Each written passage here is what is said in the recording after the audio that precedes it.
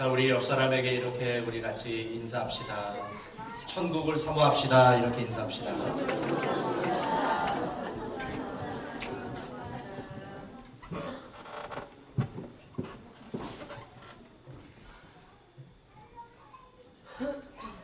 레이먼드 무디라고 하는 박사가 쓴 책이 있습니다. Life After Life라고 하는 책을 썼습니다. 이 책에는 레이먼드 무디 박사가 직접 경험한 이야기를 기록하고 있습니다. 그가 버지니아 대학, 유니버시티 오브 버지니아 대학에 다니고 있을 때 거기서 정신과 의사인 조지 리츠라고 하는 교수를 만나게 됩니다.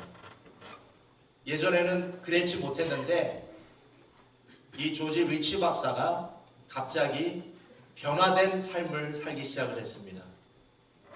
어느 날부터 세상을 초월한 사람과 같이 가슴이 따뜻하고 또 학생들을 사랑하는 사람으로 그렇게 바뀌어 있었습니다. 그래서 이 레이먼드 무디가 조지 리치에게 묻습니다. 어떻게 당신은 이렇게 변화된 삶을 살 수 있었습니까? 물었습니다. 그때 이 조지 리치 교수가 자신의 경험을 이야기를 합니다. 자신이 차를 타고 가다가 교통사고를 당하게 됐습니다. 그랬는데 교통사고 현장에서 자신의 영이 몸에서 분리되는 것을 경험을 한 것이죠. 교통사고 현장에서 죽어있는 자신을 위해서 바라보고 있는 것을 경험하게 됩니다. 그러더니 어두운 터널을 통과를 하게 되죠. 그 어두운 터널을 통과하고 나니까 빅되신 분이 이 조지 리치 박사를 기다리고 계셨습니다. 그때 이 빅되신 분이 너무나 밝은 빛으로, 태양보다 더 밝은 빛으로 다가오시더니 두 가지를 물으시더래요. 첫 번째는 너는 이 땅에 살면서 얼마나 많은 사람을 사랑하고 왔는가 물으시더래요. 두 번째 물으셨던 질문은 너는 이 땅에 살면서 사명을 얼마나 잘 감당하고 왔는가 두 가지를 물어보시더래요. 그 두 가지의 질문을 듣고 있었는데 이 조지 리치 박사가 다시 살아난 것입니다. 그러더니 조지 리치 박사가 이 경험을 하고 나서 자신이 세상을 초월해서 살 수 있었다는 것이죠. 그리고 뜨거운 마음을 가지고 다른 사람을 사랑하며 살 수 있었다라고 고백을 했던 것입니다. 이 레이먼드 무디는 이 이야기를 듣고 임사체험, Near Death Experience, 이 임사체험에 대한 궁금증을 갖게 된 것입니다. 그래서 이 레이먼드 무디가 의과대학을 진학을 해서 이제 본격적으로 대학병원의 응급실에 연락을 해 놓습니다. 그리고 그 응급실에 와서 죽었다가 다시 깨어난 사람들의 연락처를 받게 되죠. 그리고 그렇게 임사체험을 경험했던 사람 150명을 인터뷰를 하게 됩니다.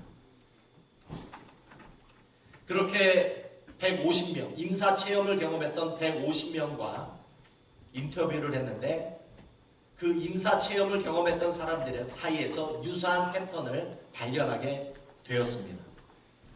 임사체험을 경험했던 사람들의 공통점 세 가지가 있더라는 거예요. 첫 번째는 죽는 순간에 영이 몸에서 분리되는 체험을 하게 된다는 것입니다. 두 번째는 어두운 긴 터널을 통과하게 된다는 것입니다. 세 번째는 반드시 빛 되신 분을 만나게 된다는 거예요. 빛 되신 분을 만나서 어떤 분은 이분을 보자마자 도망치는 사람도 있고 어떤 사람은 고개를 떨구고 우는 사람도 있고 빛 되신 분 앞에 반응은 다양했지만 반드시 빛 되신 분을 만나게 되더라는 것입니다. 세 번째는 이러한 체험을 한 사람들은 한결같이 세상을 초월한 삶을 살게 되더라는 것입니다. 그리고 사랑과 기쁨이 충만한 삶을 살게 되더라는 것입니다. 할렐루야. 우리 중앙교회에서도 이 조지 리치 박사와 같이 임사 체험을 경험한 분이 계시죠. 죽었다가 다시 깨어난 분이 계시죠. 몇 년 전에 이 강대상에 나와서 간증도 하셨는데 우리 정선미 집사님 한국에서 수술 받다가 죽어서 몸에서 영이 분리되는 경험을 하시고 이와 같이 빛 대신 하나님을 만나서 간증했던 것을 우리 아마 들었을 것입니다. 그렇습니다. 우리가 살고 있는 이 세상이 전부가 아닙니다. 이 땅에서의 삶이 전부가 아니에요. 우리의 몸이 죽으면 우리 몸에서 우리의 영이 분리가 되어서 우리의 영이 살아갈 또 다른 세상이 있다라는 것입니다. 여러분이 어머니 자궁에 있었을 때에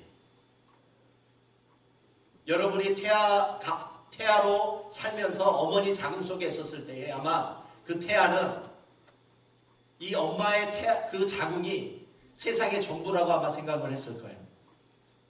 그러나 엄마의 몸 밖으로 나오니까 어떻게 됐습니까? 더 큰 세상이 존재했죠. 마찬가지로 우리가 이 몸을 벗으면 이 세상보다 더 크고 더 빛나는 세상이 있는 줄 믿으시기 바랍니다. 이 땅만 있는 게 아니라 이 세상만 있는 게 아니라 저 세상도 있어요. 성경은 그것을 천국이라고 말씀합니다. 성경은 그것을 하나님의 나라라고 말씀합니다. 성경은 우리가 이 땅에서 살고 있는 몸을 장막이라고 합니다. 장막, 텐트. 지금 우리가 이 몸을 가지고 있는데 이거를 성경에서는 텐트라고 불러요. 텐트. 왜 텐트라고 부를까요? 일시적인 거주지이기 때문에 우리의 영이 잠시 동안 거주하는 곳이 이 몸이에요. 이것은 영원하지 않아요. 그런데 예수를 믿는 그리스도인들에게 죽으면 하나님이 주시는 집이 있다는 거예요.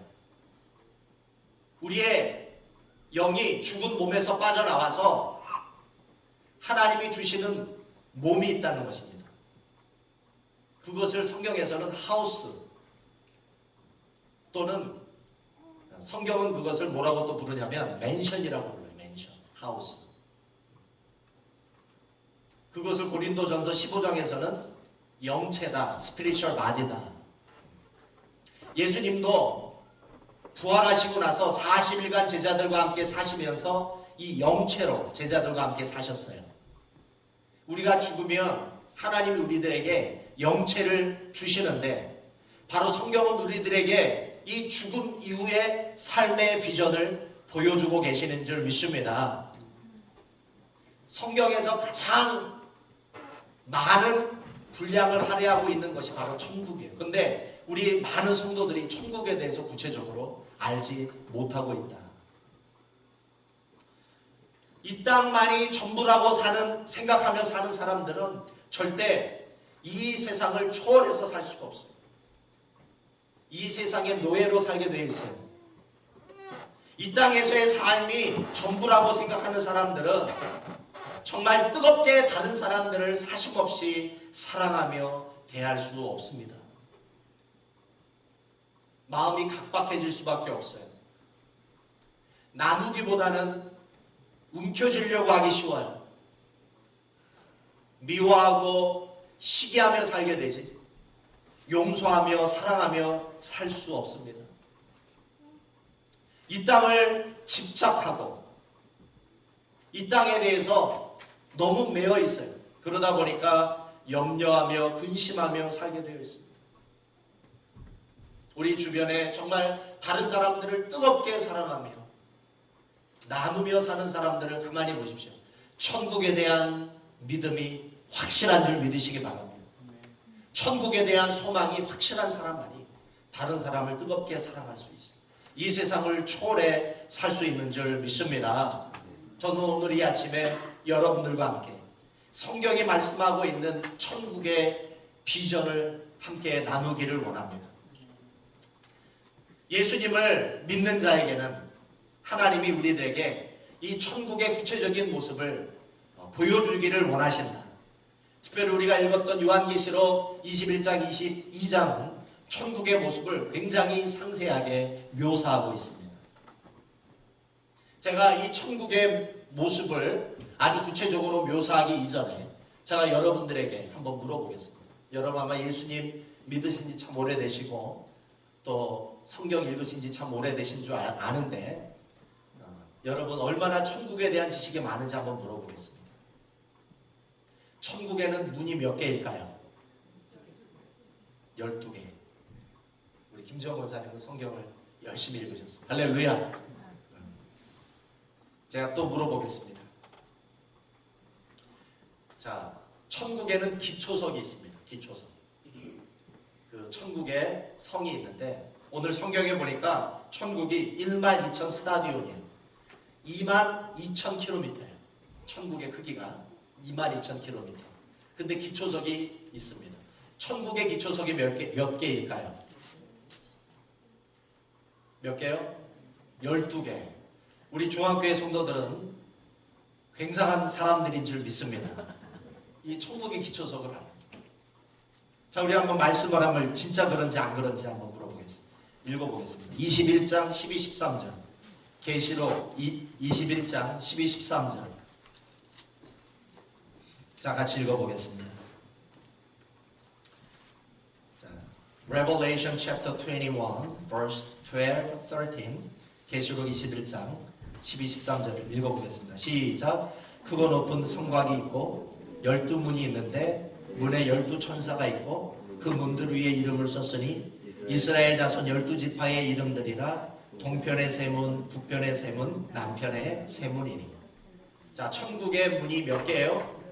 자, 12개다. 자, 천국의 기초석도 몇 개냐? 12개. 자, 우리 14절을 읽어보겠습니다. 14절, 21장 14절. 시작. 그 성에 성곽은 12기초석이 있고 그 위에 어린 양의 12사도의 12이름이 있더라. 천국의 문과 기초석이 각각 12개예요. 천국의 문 위에는 이스라엘 지파의 이름이 기록되어 있고 또 천국의 12기초석에는 어린 양의 12사도, 다시 말하면 예수님의 12제자의 이름이 기록되어 있습니다. 이것은 무엇을 의미할까요? 천국에는 누가 살까요? 천국은 바로 구약과 신약의 하나님의 백성들이 사는 줄 믿습니다. 우리가 천국에 가면 구약시대에 나오는 아브라함, 다윗, 다니엘, 이사야, 예레미야 이런 분들을 만나게 될 줄 믿습니다. 여러분들은 누구를 한번 만나보고 싶어요? 천국에 가시면. 네. 누구를 만나고 싶어요? 천국에 가시면. 돌아가신 친정 아버지? 자, 제가 또 질문하겠습니다. 천국의 12문의 건축자재는 무엇으로 되어 있을까요? 그리고 천국의 길의 건축자재는 무엇으로 되어 있을까요? 자, 첫 번째, 천국의 문은 무엇으로 되어 있을까요? 예? 진주. 다 맞히네. 길은 무엇으로 되어 있을까요? 길은 정금. 할렐루야. 왜 아멘이 없어요? 뭐 집에 진주와 금이 많다 보니까 아멘 할 필요 없어요?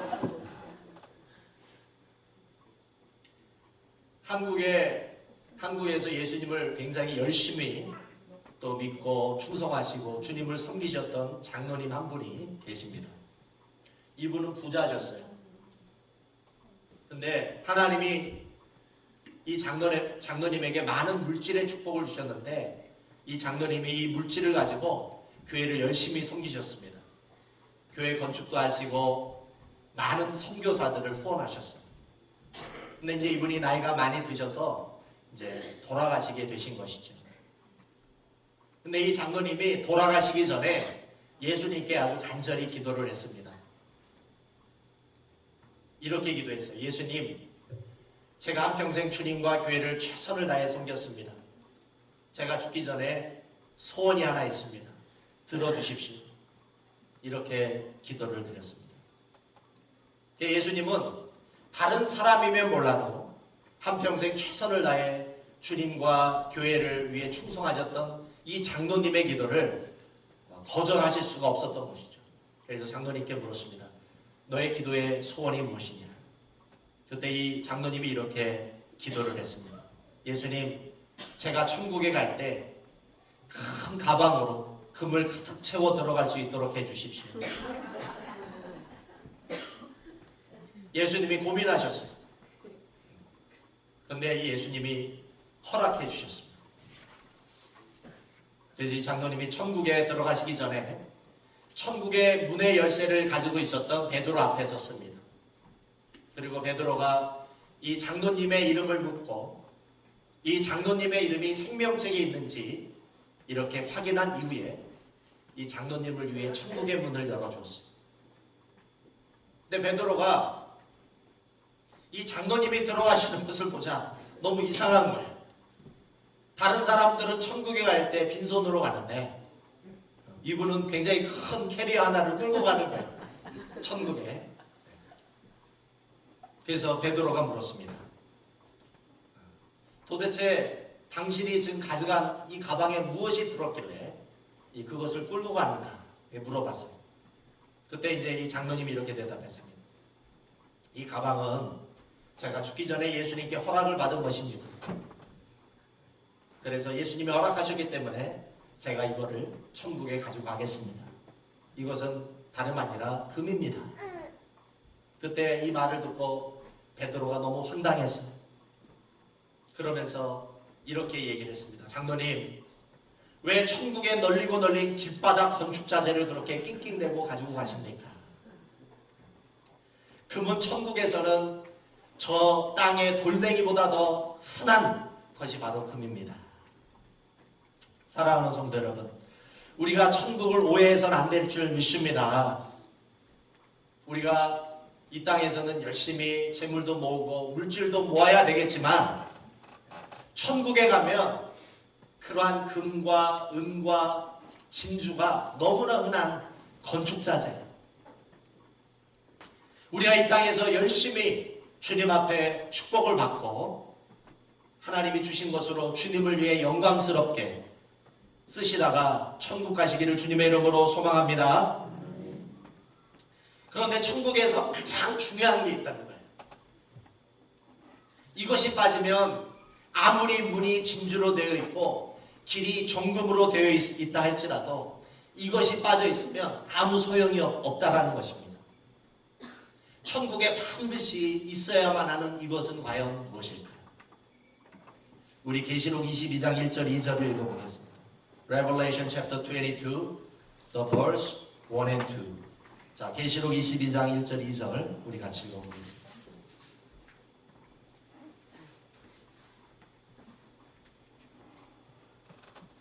자, 읽어보겠습니다. 시작. 또 저가 수정같이 맑은 생명수의 강을 내게 보이니 하나님과 및 어린 양의 보좌로부터 나서 길 가운데로 흐르더라. 강 좌우에 생명나무가 있어 12가지 실과를 맺히되 달마다 그 실과를 맺히고 그 나무 잎사귀들은 만국을 소송하기 위하여 있더라. 여러분, 천국을 천국되게 만드는 것이 무엇입니까? 천국이 천국되게 만드는 것이 있다. 그게 뭐예요? 바로 천국에 있는 보좌예요. 그 보좌에 누가 앉으셨어요? 하나님과 어린 양 예수 그리스도가 앉아 계신다는 거예요. 이것이 가장 중요한 것입니다. 보좌에 앉으신 하나님과 보좌에 앉으신 어린 양 예수 그리스도께서 그 보좌에 앉으셔서 통치하시고 우리를 인도하고 계시기에 천국이 천국되는 줄 믿습니다. 마찬가지예요. 우리의 교회가, 우리 중앙교회가 교회 되게 만드는 가장 중요한 요소가 있다. 어떻게 하면 우리 중앙교회가 하나님이 보실 때에 진정한 교회로 쓰임받을 수 있을까요? 우리 교회의 보좌에 누가 앉으셔야 돼요? 하나님과 어린 양 예수 그리스도가 앉아 계셔야 돼요. 그분이 우리 중앙교회 보좌에 앉으셔서 우리를 통치하시고 우리를 인도하실 때 우리 중앙교회가 살아있는 교회, 참된 교회가 되는 줄 믿습니다. 한 걸음 더 나가 성도로 하여금 성도되게 만드는 것이 있어요. 그것이 무엇일까요? 바로 우리들의 마음의 보좌에 누가 앉으셔야 됩니까? 하나님과 어린 양 예수 그리스도가 앉아 계셔야 돼요. 그분이 우리를 통치하셔야 됩니다. 그분이 우리를 인도하셔야 돼요. 그런데 문제는 그분은 우리를 통치하고 싶어 하시고 그분은 우리를 인도하고 싶지만 우리가 따라가지 않는다. 우리가 그 주님과 동행하지 않는다는 것. 여러분 참된 성도가 되기를 원하십니까? 여러분 참된 크리스찬이 되기를 원하십니까? 그러면 여러분들을 통치하시고 인도하시는 그 예수님을 따라가시기를 주님의 이름으로 소망합니다. 그 하나님과 어린 양 예수 그리스도가 내 삶의 보좌에 앉으셔서 그분이 우리를 통치하시고 우리를 인도하실 때 나타나는 역사가 있다. 나타나는 결과가 있다. 나타나는 축복이 있다는 거예요. 그게 무엇일까요? 우리 22장 2절 5절을 읽어보겠습니다. 우리 계시록 Revelation chapter 22 verse 2 verse 2nd to 5th 우리 2절에서 5절까지 우리 읽어보겠습니다. 시작. 길 가운데로 흐르더라. 강 좌우에 생명나무가 있어 12가지 실과를 맺히되 달마다 그 실과를 맺히고 그 나무 잎사귀들은 만국을 소송하기 위하여 있더라. 다시 저주가 없으며 하나님과 그 어린 양의 보좌가 그 가운데 있으리니 그의 종들이 그를 섬기며 그의 얼굴을 볼 터이요 그의 이름도 저 이마에 있으리라. 다시 밤이 없겠고 등불과 햇볕이 쓸데없으니 이는 주 하나님이 저희에게 비치심이라. 저희가 세세토록 왕노릇 하리이다. 자, 우리들의 마음에 하나님과 어린 양 예수 그리스도가 그 보좌에 앉으셔서 통치하시고 인도하시며 어떤 역사가 나타난다고요? 첫 번째, 생명이 나타납니다. 내 안에 생명이 나타나는 거예요. Eternal life, 영생이 찾아옵니다. 그리고 어떤 역사가 있어요? 열매를 맺습니다. 12열매를 맺는 거예요. 성령의 열매를 맺습니다. 하나님이 주시는 축복의 열매를 맺습니다. 관계의 열매를 맺습니다. 형통의 열매를 맺는 줄 믿습니다. 그런데 그 열매가 어떻게 된다고요? 달마다 끊임없이 규칙적으로 그 축복이 일어나는 줄 믿습니다. 한 걸음 더 나가 그 하나님과 어린 양이 우리들의 마음의 보좌에서 우리를 통치하시고 인도하시면 3절에 보니까 다시 저주가 없을 것이다.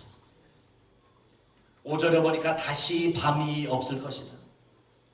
21장 4절 우리 같이 읽어보겠습니다. Revelation 20, chapter 21, verse 4. 우리 11장 4절. 우리들의 마음에 보좌에 하나님과 어린 양이 앉아 계시니까 어떠한 역사가 일어나? 우리 4절 시작. 모든 눈물을 그 눈에서 씻기심에 다시 사망이 없고 애통하는 것이나 혹하는 것이나 아픈 것이 다시 있지 아니하리니 처음 것들이 다 지나갔으리라. 눈물이 없다는 거예요.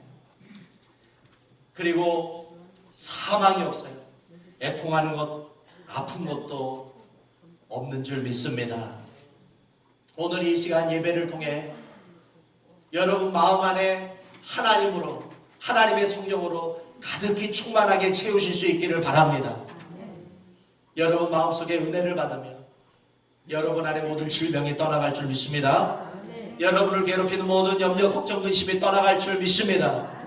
여러분을 괴롭히는 모든 물질적인 고통이 떠나갈 줄 믿습니다. 여러분을 괴롭히는 모든 관계의 아픔과 또 미움이 떠나갈 줄 믿습니다. 우리가 이 땅에서 행복하게 사는 유일한 방법이 하나가 있다면 그게 뭡니까? 내 마음에 하나님으로 채우십시오. 성령이 계시네 할렐루야 함께 하시네 좁은 길을 걸으며 밤낮 기뻐하는 것 주의 영이 함께 함이라. 할렐루야. 성령으로 내 마음을 채우면 천국이 내 마음에 임하게 될 줄 믿습니다. 뉴저지에 그 신학대학원 동문 목사님이 사역하고 계십니다. 작년에도 그 목사님 가정하고 같이 교제를 하고 왔는데, 이 목사님의 그 사모님이 성악가 출신이에요. 성악가. 근데 이 사모님이 굉장히 키도 크시고 미인이에요. 그런데다가 이 사모님의 아버지가 부자예요, 부자. 그리고 장로님 딸이신데 굉장히 화려하고 세련됐어요. 근데 목사님은 가난한 목사님 아들이에요. 그러다 보니까 굉장히 촌스럽고 또 그렇습니다. 한마디로 미녀와 야수라고 하는 그런 별명을 붙일 수가 있는데, 도저히 같이 살 수 없는 두 커플이 만난 거예요. 그래서 하도 궁금해서 제가 사모님한테 물어봤어요. 사모님 같으면 얼마든지 참 돈 잘 버는 사람하고 결혼해서 행복하게 마음대로 그렇게 살 수 있을 텐데 왜 저런 목사님하고 만나셔서 왜 사서 고생하십니까? 내가 이렇게 물어봤어요. 그런데 이 사모님에게 놀라운 간증이 하나 있었습니다. 어떤 간증이었냐면, 이 사모님의 이 친정 어머니가 아버지에게 시집 오셨을 때만 해도 불신자였대요. 예수님 예자도 몰랐대요. 근데 남편을 사랑하다 보니까 시집을 온 것입니다. 근데 이 사모님 친정 아버지가 예수님을 너무나 뜨겁게 사랑했어요. 그래서 교회도 정말 충성하시고 열심히 섬기시다 보니까 이 친정 어머니가 믿음이 없지만 남편을 위해서 교회도 열심히 출석하시고 예배도 열심히 참석하시고 또 열심으로 교회를 봉사하신 거예요. 예수님 때문에 한 게 아니라 누구 때문에? 남편 때문에. 그래서 이 친정 어머니가 믿음은 없어도 참 인격이 참 훌륭하신 분이었던 것 같아요. 다른 분 같았으면 믿음이 없으니까 교회도 안 나올 수도 있을 텐데 남편을 위해서 믿음이 없었지만 또 교회도 열심히 나오시고 주님을 열심히 섬기셨는데, 근데 이 사모님이 마음속에 가지셨던 의문 하나가 있었대요. 비록 친정 어머니가 열심히 교회도 다니시고 예배도 열심히 들으시고 충성을 하셨지만 믿음이 없었기 때문에, 예수님과의 관계가 없기 때문에 과연 우리 어머니가 구원을 받을 수 있을까? 그게 늘 의심이었대요. 늘 궁금하고 의심이었대요. 그런데 이제 이 사모님이 이 사모님 표현으로 재수없게 목사 될 분하고 선을 봤다가 이분이 마음에 들어가지고 결혼을 한 거예요. 그래서 이제 원치 않은 사모가 된 거죠. 근데 이 사모님이 목사님과 결혼해 사모가 됐는데 자신이 없는 거예요. 남편이 좋아서 결혼을 했지 목사가 좋아서 결혼한 게 아니기 때문에, 그렇죠? 목사라는 직업이 좋아서 결혼한 게 아니기 때문에 자기가 사모를 잘 할 수 있을까? 늘 이 마음속에 근심이었대요. 근데 이 사모님이 결혼하시고 6개월이 돼서 친정 어머니에게 암이 발생한 겁니다. 암이 발견이 됐어요. 암이. 그것도 말기암이 발견이 됐어요. 그리고는 이제 어머님이 시한부 인생에 들어간 것입니다. 근데 얼마가 이제 지나니까 이제 의식을 잃고 이제 계속 이제 마취 주사를 맞아야만 합니다. 마취제를 맞아야만 합니다. 그래야 이 암의 고통이 너무 심했기 때문에. 그래서 이제 의식을 잃고 의식이 깨어나지가 않는 거예요. 근데 이제 이 사모님은 마음이 급한 게 우리 어머니가 구원을 받을 수 있을까? 예수님 믿는 게 아닌데 어떻게 구원을 받을 수 있을까? 늘 마음이 이 마음에 걸렸는데 어머니가 임종 직전에 다시 의식이 딱 깨더니 두 마디를 하더래요. 두 마디. 의식이 딱 깨더니 두 마디를 했네. 첫 번째 말이 뭐였냐면 천국에서 예수님이 나를 부르신다. 두 번째 말이 뭐였냐면 천국에 있는 내 집이 너무나 아름답다. 할렐루야. 그러고 돌아가시더래요. 그래서 이 사모님이 그 어머님을 보시고 나서 그 어머님의 두 가지 고백을 듣고 나서 아, 천국이 있구나. 천국이 분명히 있구나. 그 천국에 대한 믿음이 그 어머님의 인종을 보는 순간에 들어오게 된 것입니다. 할렐루야. 그래서 이 사모님이 성악가로서의 삶을 다 청산하고 사모로서 빚도 없이 이름도 없이 내가 이 땅에서 산다 할지라도 이 세상에서 내가 고생한다 할지라도 내가 천국의 소망을 바라보며 충성해야 되겠다. 그때 다짐하게 되었다는 것입니다. 할렐루야. 여러분은 천국의 확신이 있습니까? 예수님이 천국에서 여러분들을 위한 집을 짓고 계신다는 걸 믿고 계십니까? 여러분, 이게 분명해야 될 줄 믿습니다. 우리가 신앙생활을 하다가 이게 분명해야지 우리가 이 땅에서 유혹도 많고 이 땅에서 고통도 많고 이 땅의 삶이 이 땅에서 신앙생활하기 참 힘이 드는데 우리의 믿음이 천국에 대한 이 믿음이 분명할 때 주님이 우리를 어디로 인도하시든지 주님이 우리들에게 무엇을 명령하시든지 순종하게 되는 줄 믿습니다. 할렐루야. 예수님이 이 땅에 오셔서 승천하실 때까지 반복해서 전하셨던 설교가 있었어요. 예수님이 이 땅에 오셔서 첫 번째 하셨던 설교였고 돌아가실 때 하셨던 설교였어요. 그리고 예수님의 제자들이 순교당하는 그때까지 전했던 설교의 제목이 딱 한 가지밖에 없었어요. 한번 따라해 보시겠습니다. 회개하라. 회개하라. 천국이 가까웠느니라. 천국이 가까웠느니라. 하나님은 우리들에게 성경을 주셨어요. 왜 성경을 주셨을까요? 이 땅이 전부가 아니라는 것을 알려주시기 위해. 우리들이 가야 할 천국이 있는 줄 믿습니다. 천국에 대한 비전을 우리들의 마음에 심어주시기 위해 하나님이 성경을 주신 줄 믿습니다. 그러므로 우리는 이 땅에 살면서 이 땅만 바라보지 말고 하나님이 성경 말씀을 통해 주신 천국의 비전을 가지고 이 소망을 가지고 살아가야 될 줄 믿습니다. 그리고 짧은 인생 이 천국의 삶을 준비하며 살아가야 될 줄 믿습니다. 그럴 때 우리는 이 세상에서 초월할 수 있고 그리고 우리는 만나는 사람마다 뜨거운 가슴을 가지고 살아갈 수 있는 줄 믿습니다. 우리 같이 기도하시겠습니다.